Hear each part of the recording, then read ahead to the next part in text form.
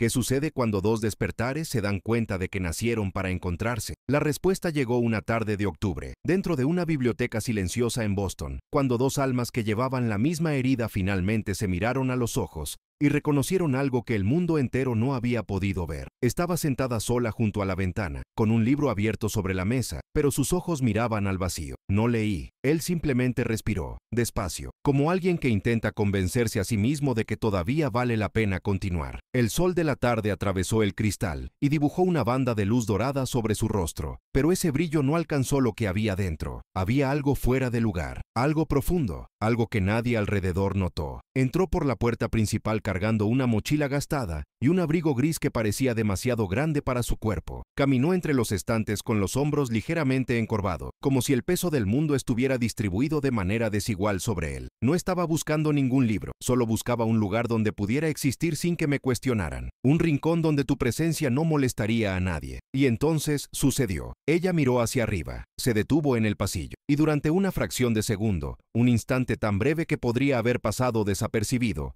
se vieron. No fue una mirada casual. Fue el tipo de reunión que trasciende capa, lo que apaga el ruido circundante. Eso hace que se te oprima el pecho sin motivo aparente. Aristóteles decía que el alma reconoce lo que se le parece, que existe un lenguaje silencioso entre esencias que comparten la misma búsqueda, el mismo dolor, el mismo vacío disfrazado de normalidad. Y eso es exactamente lo que pasó en esa biblioteca. Dos seres que habían renunciado a ser comprendidos acababan de encontrarse y ni siquiera lo sabían todavía. Él miró hacia otro lado primero. Se sentó a 3 mesas de distancia, de espaldas a ella, pero algo dentro de él ya no podía quedarse quieto. Había algo extraño en ese momento, una sensación de que algo importante acababa de perderse o de encontrarse. No sabía cómo explicarlo. Lo único que sabía era que, por primera vez en meses, su corazón latía de manera diferente. Ella, en cambio, permaneció inmóvil, mirando su espalda, tratando de entender por qué ese hombre, un completo desconocido, había despertado algo que ella creía que estaba muerto. No fue atracción, fue un reconocimiento, como si, de alguna manera, él llevara la misma marca invisible que ella escondía bajo sus palabras educadas y su sonrisa controlada. Pasaron 15 minutos de silencio. Fingió leer, ella fingió escribir, pero ambos estaban atrapados en el mismo bucle invisible. Hasta que hizo algo que nunca haría en circunstancias normales. Se levantó, caminó hacia él, se detuvo junto a la mesa y dijo en voz baja, casi susurrando, «Tú también lo sientes, ¿no?» Levantó la vista lentamente, confundido, asustado, pero no sorprendido, como si, en el fondo, ya lo estuviera esperando. ¿Sentir qué?, preguntó, pero su voz temblaba. Eso no pertenece a ningún lado, que intenta encajar, pero nunca lo consigue, que lleva algo pesado que nadie ve. Silencio. Tragó con dificultad. Él miró hacia otro lado, pero él no lo negó. ¿Cómo lo sabes?, murmuró. Porque yo también lo siento, respondió ella, y por primera vez en años, su voz no era fingida en absoluto. Ese fue el momento, el punto de inflexión, el momento en que dos almas heridas decidieron, sin ponerse de acuerdo, que ya no llevarían solas su peso. No sabían lo que eso significaba, no sabían a dónde conduciría, pero algo dentro de ellos, algo antiguo, esencial, verdadero, había despertado. Aristóteles enseñó que el propósito de cada ser está escrito en su esencia y que algunos viajes solo tienen sentido cuando encontramos a alguien más que completa el camino. Pero lo que no dijo, y quizás lo que dejó como secreto para quienes se atrevan a vivir, es que este encuentro no siempre es dulce. A veces es doloroso, a veces da miedo, porque encontrar a alguien que realmente te vea significa que ya no podrás esconderte. Y ellos, en ese preciso momento, acababan de perder la opción de permanecer invisibles. Sacó una silla y se sentó a su lado. No pidió permiso, no esperó una invitación. Solo me senté. Y él no protestó. Simplemente respiró hondo, como quien finalmente encuentra aire después de estar sumergido por demasiado tiempo. Mi nombre es Elena, dijo. Soy Daniel, respondió. Y por primera vez en meses sonrió, una sonrisa triste pero genuina. Permanecieron allí durante horas, hablando, o mejor dicho, confesar. Dijeron cosas que nunca le habían dicho a nadie. Expusieron heridas, revelaron temores, admitieron fracasos, y lo más extraño de todo, no sintieron vergüenza, porque, por primera vez, estaban frente a alguien que no juzgaba, alguien que entendiera. Cuando la biblioteca empezó a cerrar, salieron juntos a la calle. Había caído la noche, el aire estaba frío, pero ninguno de los dos quería irse. ¿Nos volveremos a ver?, Pac preguntó Elena, con una vulnerabilidad que rara vez permitía. «Mañana», respondió Daniel, sin dudarlo. «Al mismo tiempo, mismo lugar». Y así empezó, no con una pasión abrumadora, no con promesas eternas, pero con algo mucho más raro, la verdad desnuda. Dos despertares que, al encontrarse, se dieron cuenta de que nunca más podrían volver a dormir. Pero lo que todavía no sabían, y solo descubrirían más tarde, es que este encuentro no fue una coincidencia. Había algo más grande detrás de esto, algo que los había guiado hasta allí, algo que, al revelarse, lo cambiaría todo. Si algo estás sintiendo al escuchar esta historia, si algo dentro de ti también despierta al darte cuenta de que ciertas almas nacen para encontrarse, deja aquí tu huella. Inscribirse, porque este viaje apenas comienza, y no querrás perderte lo que viene después. En los días siguientes, Elena y Daniel se reunieron todos los días en la biblioteca, siempre al mismo tiempo, siempre en las mismas sillas cerca de la ventana, como si ese rincón del mundo fuera el único lugar donde pudieran respirar sin peso. Hablaron de todo, de sueños que murieron, de expectativas que los aplastaron, de la soledad que nadie admite sentir, y con cada encuentro, algo se profundizó. No fue romance, fue complicidad, la construcción silenciosa de un puente entre dos abismos. Pero mientras reconectaban con algo que habían perdido, la capacidad de ser vistos, el resto del mundo a su alrededor seguía moviéndose de manera cruel e indiferente. Elena estaba casada. Ella nunca lo había mencionado en los primeros días, no porque quisiera ocultarlo, sino porque parecía irrelevante. Su matrimonio no era un hogar, era una prisión educada. Su marido, Víctor, era un hombre exitoso, respetado y controlador. Para todos los que miraban desde fuera, eran una pareja perfecta. Pero por dentro Elena se estaba asfixiando. Cada palabra que dijo en casa fue medida. Cada movimiento fue observado. Cada intento de expresar quién era ella realmente fue silenciado con frases como: «Estás exagerando. Eres demasiado sensible. Deberías estar agradecido». Víctor no gritó, no encajaba, pero poco a poco lo destruyó, con silencios estratégicos, con miradas de desaprobación, con críticas disfrazadas de consejo. Él había construido una jaula invisible a su alrededor, y Elena, a lo largo de los años, había aprendido a encogerse para caber dentro de ella, hasta que conocí a Daniel, porque Daniel la vio. En verdad, y eso, para alguien que pasó años siendo borrado, era más peligroso que cualquier pasión. Daniel, por otro lado, tenía un peso diferente. Vivía solo en un pequeño apartamento en el centro de la ciudad. Trabajaba como ayudante en una editorial y pasaba los días en silencio, realizando tareas que no le satisfacían. Pero lo que realmente le consumía no era el trabajo, fue la culpa. 3 años antes había perdido a alguien a quien amaba profundamente, una mujer llamada Sara. Ella había muerto en un accidente automovilístico y Daniel conducía. Técnicamente, no fue su culpa. Un camión invadió la pista. No había nada que él pudiera haber hecho, pero la lógica no importaba. A la culpa no le importan los hechos. Ella se acomoda, se corroe, lo destruye desde dentro. Desde entonces, Daniel se había cerrado. No permitió que nadie se acercara. No merecía ser feliz. No merecía empezar de nuevo. Esa era la sentencia que se había impuesto a sí mismo, y la llevaba como una cadena invisible alrededor de su pecho. Pero algo en Elena estaba rompiendo eso. Ella no le pidió nada, no requería que fuera fuerte, simplemente existía a su lado, igualmente rota, igualmente perdida, y creó un espacio donde podía, por primera vez en años, simplemente estar. Fue un jueves que todo empezó a desmoronarse. Elena llegó a la biblioteca con los ojos rojos. Se sentó sin decir nada. Daniel lo notó de inmediato. «¿Qué pasó?», preguntó inclinándose hacia adelante. Ella respiró hondo. Intentó hablar, pero le falló la voz. Lo intenté de nuevo. Víctor se enteró. El corazón de Daniel dio un vuelco. «¿Descubriste qué? Que vengo aquí. ¿Qué encontrarte? Vio mensajes en mi teléfono. Ayer te pregunté sobre un libro. Lo vio. Y ahora piensa que...». Se le quebró la voz. «Cree que le estoy engañando». Daniel cerró los ojos. Sintió el peso caer sobre él como una piedra. «¿Y le explicaste que solo somos amigos?». Elena lo miró, y por primera vez dudó. «¿Lo somos?», preguntó en voz baja. Silencio. Daniel no respondió, porque la verdad era que ya no lo sabía. Al principio sí. Al principio, eran solo dos seres humanos apoyándose mutuamente, pero algo había cambiado. La extrañaba cuando ella no estaba allí. Pensé en ella antes de irme a dormir. Sentí que mi pecho se contraía cuando ella sonrió, y eso lo aterrorizó, porque no tenía derecho a sentirse así, no después de Sara, no con alguien que pertenecía a otra persona. «No importa lo que seamos», dijo Elena, secándose los ojos. «Víctor no me permitirá seguir viniendo aquí», dijo, «si verme cerca de ti otra vez». Se detuvo y él tragó secamente. «Me vas a hacer pagar». «¿Hacerte pagar cómo?». «Él tiene el control de todo, Daniel. Mi dinero está en su cuenta. Mi coche está a su nombre. Si me voy, no tengo a dónde ir, no tengo a nadie, mi familia no me ha hablado desde hace años, estoy atrapado. Daniel sintió que su ira aumentaba, una ira que no había sentido en mucho tiempo. No puedes seguir así. ¿Y qué quieres que haga? Su voz estaba llena de desesperación. ¿A dónde voy? ¿Cómo salgo? Aristóteles enseñó que el coraje no es la ausencia de miedo, sino la decisión de actuar a pesar de él. Esa virtud nace en el momento en que reconocemos lo que es correcto y decidimos luchar por ello, incluso cuando el camino parece imposible. Pero lo que no explicó es qué hacer cuando el coraje de una persona choca con el miedo de otra, cuando el deseo de proteger choca con la imposibilidad de cambiar la realidad. Daniel extendió la mano y tomó su mano. Fue la primera vez que se tocaron aparte de un saludo, y en ese toque estaba todo: promesa, miedo, cierto, desesperación. Encontraremos una manera, dijo. No estás solo. Elena empezó a llorar, no por tristeza, de alivio, porque por primera vez en años alguien estaba de su lado. Alguien le creyó. Alguien no la culpó por estar destrozada. Pero lo que ninguno de los dos se dio cuenta en ese momento fue que Víctor no solo estaba controlando, era peligroso. Y no solo sospechaba, estaba obsesionado. Había instalado un rastreador en el celular de Elena hace semanas. Sabía exactamente dónde estaba, con quién y por cuánto tiempo. Y esa noche,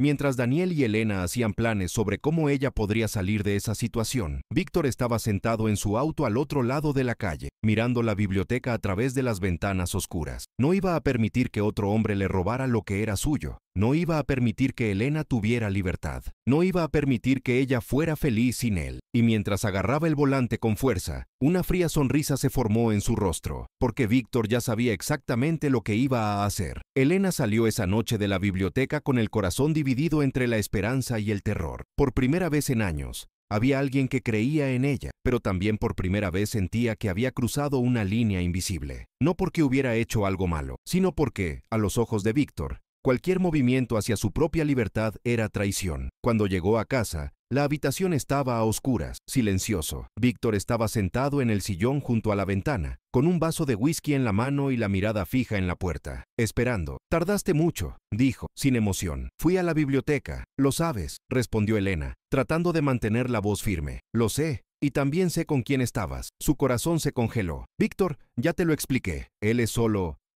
qué?» Víctor se levantó lentamente, caminando hacia ella. ¿Un amigo? ¿Alguien que te entienda mejor que yo? ¿Alguien que te haga sonreír de una manera que tú ya no me sonrías a mí? Elena dio un paso atrás. «Estás viendo cosas que no existen». «No, estoy viendo exactamente lo que existe». Se detuvo a unos centímetros de ella. «Y dejarás de verlo, ahora, o me aseguraré de que se arrepienta de haberse cruzado en tu camino». Eso no fueron celos, fue posesión. Y Elena sabía que cuando Víctor amenazaba, no estaba mintiendo. Ella no respondió. Simplemente subió a su habitación, cerró la puerta con llave y se sentó en el suelo, abrazándose las rodillas. Las lágrimas cayeron, pero ella no emitió ningún sonido. A lo largo de los años había aprendido a llorar en silencio, pero algo dentro de ella había cambiado, algo que Víctor ya no podía controlar. Sacó su teléfono celular. Se eliminaron todos los mensajes, aplicaciones desinstaladas. Creó una nueva cuenta de correo electrónico que Víctor no conocía y le envió un solo mensaje a Daniel. «Ya no puedo ir a la biblioteca, pero no me rendiré. Necesito tiempo para planificar. Créanme». Daniel lo leyó a las 3 de la mañana, acostado en la cama, mirando al techo. No había dormido en horas, no podía dejar de pensar en ella, en la forma en que ella lo había mirado antes de irse, en el miedo que vio en sus ojos, en la silenciosa desesperación. Ella trató de esconderse, sabía lo que tenía que hacer, pero también sabía que no podía hacerlo solo. A la mañana siguiente, Daniel fue a un lugar que no había visitado en 3 años, una pequeña oficina en el segundo piso de un edificio antiguo en el centro de la ciudad. El letrero en la puerta decía: Rachel Torres, abogada de familia. Rachel había sido amiga de Sara. Ella fue quien ayudó a Daniel a afrontar los aspectos legales tras el accidente. Ella fue quien le tomó la mano cuando él ya no podía mantenerse en pie. Y fue ella quien dijo, el día del funeral, que si él necesitaba algo, ella estaría allí. Daniel nunca había regresado, no porque no me agradara, sino porque cada vez que la veía me acordaba de todo, que había perdido. Pero ahora no tenía otra opción. Rachel abrió la puerta y por un segundo se limitó a mirarlo. Sorpresa, preocupado, pero no juzgar. «Daniel», dijo en voz baja.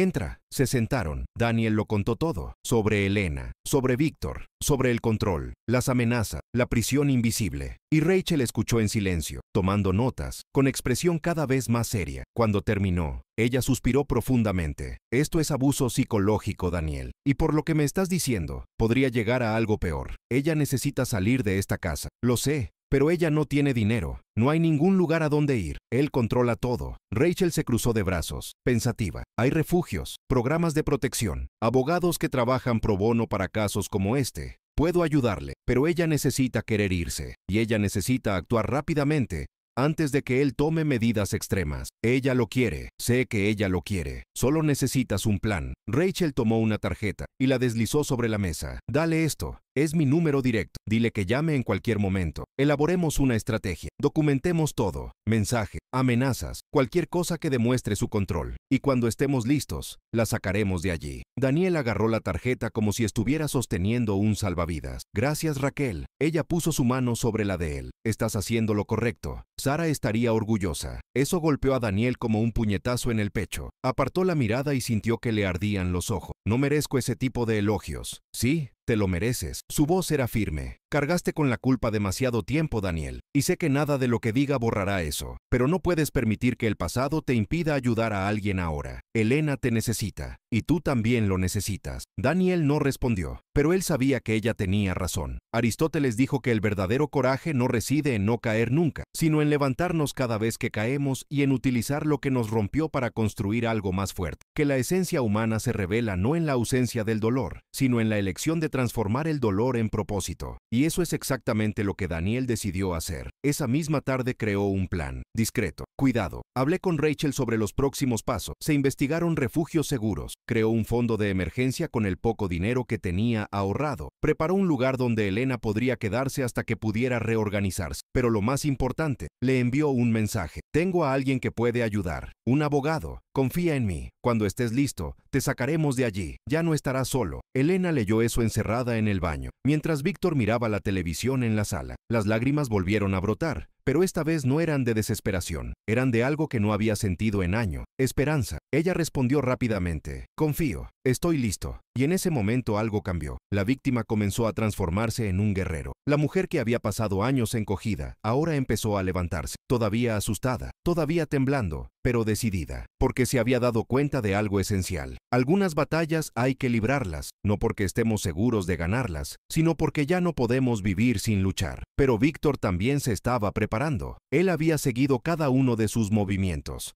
Cada mensaje eliminado, cada segundo que pasó lejos de él. Y aunque Elena creía que lo ocultaba bien, Víctor ya lo sabía todo, y él no iba a dejarla escapar, no iba a permitir que otro hombre la salvara, no aceptaría que me abandonaran. Porque, en la retorcida mente de Víctor, Elena no era una persona, era una propiedad. Y las propiedades no deciden desaparecer, se mantienen, a cualquier precio. El plan estaba listo. Rachel lo había preparado todo. Los documentos para la orden de alejamiento, un lugar seguro donde Elena podría quedarse, una cuenta bancaria temporal. Lo único que faltaba era el momento adecuado. Ese momento llegó un martes por la noche. Víctor tenía una reunión de negocios fuera de la ciudad. Saldría a las 5 de la tarde y regresaría a la mañana siguiente. Era la ventana, la única posibilidad. Elena sabía que si lo dejaba pasar, quizá nunca tendría otra oportunidad. Le envió un mensaje a Daniel. Esta noche, a las 6 en punto, por favor esté allí. Daniel lo leyó y sintió que su corazón se aceleraba. Llamó a Raquel, confirmó que todo estaba listo. Tomó el auto y se dirigió a la casa de Elena. Cuando llegó, ya estaba oscureciendo. La casa era grande, imponente, rodeada por un jardín bien cuidado. Parecía perfecto. Pero Daniel sabía que detrás de esa fachada había años de silencio reprimido. Aparcó al otro lado de la calle y esperó. A las 6:15 se abrió la puerta principal. Elena salió cargando solo una pequeña mochila, sin maletas, sin despedidas, solo lo esencial. Miró a su alrededor. Respiró hondo y caminó rápidamente hacia el coche. Daniel abrió la puerta. Ella entró temblando. «¿Está bien?», dijo, tomándole la mano. «Lo lograste». Pero antes de que pudieran irse, el teléfono de Elena vibró. Un mensaje. «Sé lo que estás haciendo». Se le heló la sangre. Fue Víctor. ¿Cómo hizo? Apenas podía hablar. Daniel miró su teléfono celular y entonces se dio cuenta. El rastreador. Víctor siempre supo dónde estaba. «Arranca el coche. Ahora». dijo Daniel, pero ya era demasiado tarde. Un coche negro dobló la esquina a gran velocidad y se detuvo en medio de la calle, bloqueando la salida. Víctor bajó, con el rostro rojo de ira. «¡Baja del coche, Elena!», gritó, caminando hacia ellos. Elena empezó a temblar incontrolablemente. «¡Me va a matar!». Daniel cerró las puertas. «Él no te tocará, prometo». Víctor golpeó con fuerza la ventana. «¿Crees que me la puedes quitar?», gritó, fuera de control. «Ella es mía». Daniel sacó su celular y llamó a la policía. Pero Víctor se dio cuenta. Cogió una piedra del jardín y la arrojó contra la ventana trasera, rompiéndola en pedazos. Elena gritó. Daniel puso el auto en reversa,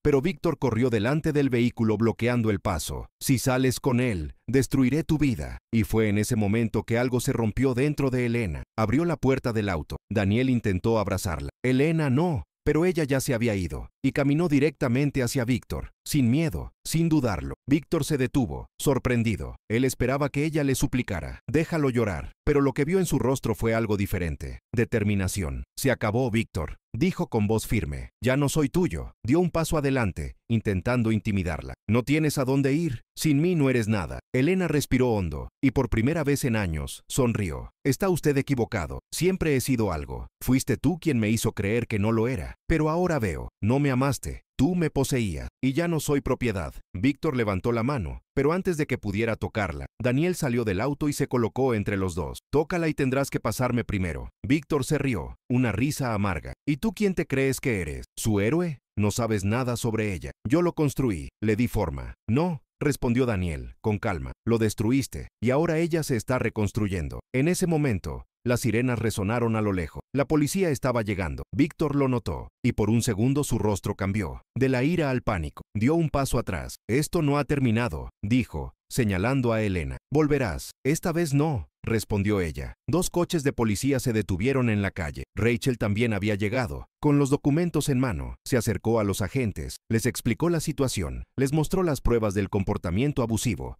las amenazas, el seguimiento ilegal. Víctor intentó discutir, intentó revertir la narrativa, pero las pruebas hablaron con más fuerza, y cuando los oficiales le pidieron que se hiciera a un lado y cumpliera con la orden de restricción temporal, Víctor no tuvo otra opción. Se fue, pero no sin antes echarle una última mirada a Elena, una mirada que decía, «Esto no ha terminado». Elena, sin embargo, no apartó la mirada. Ella lo miró. Cuando Víctor finalmente se fue, Elena se derrumbó, no por debilidad, pero alivio. Daniel la abrazó y ella lloró sobre su hombro. Lloró por años de dolor, y también lloró de liberación. «Lo lograste», susurró Daniel. «Fuiste valiente, tenía miedo, y aún así te fuiste. Eso es coraje, Elena». Aristóteles decía que el coraje no es la ausencia de miedo, sino la decisión de actuar a pesar de él. Ella levantó la cara, lo miró y sonrió. Una verdadera sonrisa. «Gracias por no rendirte conmigo. Nunca me rendiré». Raquel se acercó. «Tienes un lugar seguro donde pasar la noche. Mañana nos encargaremos del resto, pero por hoy eres libre». Elena miró a su alrededor, a la casa que ya no era una prisión, para el hombre que ya no tenía poder sobre ella, y al cielo, que parecía más abierto que nunca. Aristóteles enseñó que la esencia humana se revela no en la ausencia de lucha, sino en la capacidad de levantarse cuando todo parece perdido. Esa virtud nace cuando elegimos el difícil camino de la verdad. Y esa noche, dos almas que se habían encontrado en el fondo del pozo,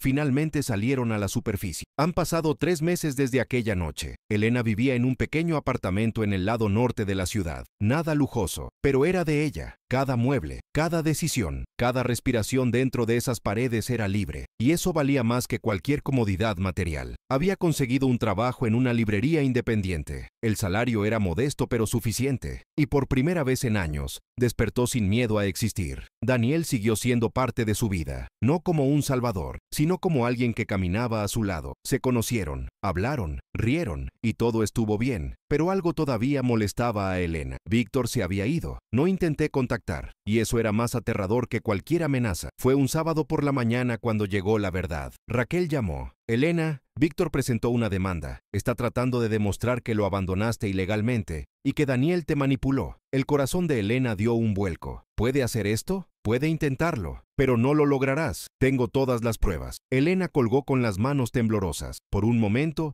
sintió regresar el viejo miedo, mas então respiró fundo el lembrou. A liberdade é uma escolha diaria. Fue directamente a la oficina. Daniel ya estaba allí. Esta es la última pelea, dijo. La audiencia tuvo lugar 2 semanas después. Víctor estaba al otro lado de la habitación, impecable. Miró a Elena y sonrió, como si todavía tuviera poder. Elena no apartó la mirada, y por primera vez no sintió miedo. El proceso duró 4 horas. Víctor intentó pintarla como inestable, pero Rachel destruyó todos los argumentos. Mostró las amenazas de Illegal Tracker, los testimonios. Cuando llegó el momento de hablar, Elena se puso de pie. No fui manipulado, fui liberado. Durante años creí que era débil, pero siempre supe quién era. Solo necesitaba coraje. Y cuando encontré a alguien que realmente me vio, pude irme, porque elegí elegirme a mí mismo. El silencio fue absoluto. Víctor bajó la cabeza. El juez dio el veredicto. El proceso es infundado. La orden de alejamiento se mantiene. Víctor se fue sin mirar atrás, y Elena sintió que el peso se levantaba por completo. Daniel estaba esperando afuera. ¿Terminó? Terminó. Caminaron en silencio. Un silencio pacífico. Aristóteles diría que la verdadera esencia se revela no en la ausencia del dolor, sino en cómo lo afrontamos. Dijo Daniel. Elegiste levantarte. Eso es coraje. Elena sonrió. Gracias por todo. ¿Hiciste esto solo? No.